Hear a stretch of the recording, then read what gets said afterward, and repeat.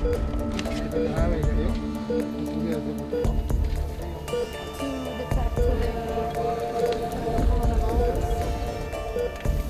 see every day 50 to 60 patients who come to our emergency department with pneumonia, and most of them are so severe they need very high FiO2 of oxygen.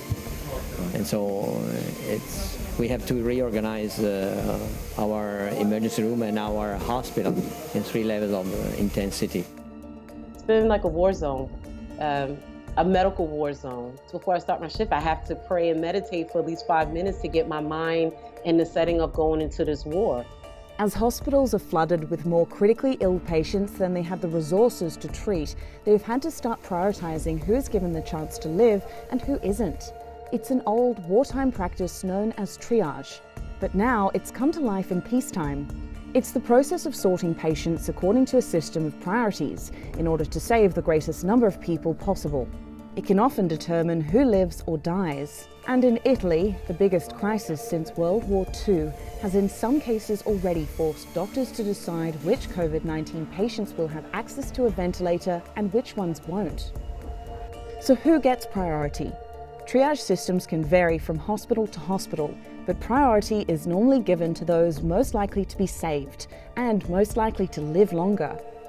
Shortages in protective gear is promoting a discussion among health professionals about do not resuscitate or DNR orders. A DNR tells healthcare professionals not to perform CPR if a patient stops breathing or their heart stops beating, as CPR, a hands-on response in the absence of ventilators, would expose doctors and nurses to COVID-19 infection, especially if they aren't protected properly. People talking about creating DNR situations, do not resuscitate situations for patients. There is no situation in the United States right now that warrants that kind of discussion. Still, some hospitals are circulating triage guidelines so that doctors are not left to make tragic choices that may leave them burdened with guilt.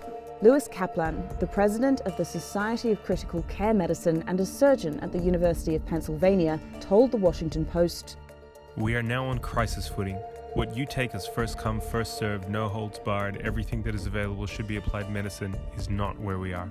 We are now facing some difficult choices in how we apply medical resources, including staff."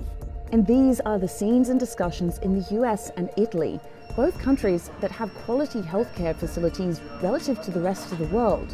As COVID-19 outbreaks occur elsewhere and expand into the developing world, how often and to what extent will we see triage being used and implemented?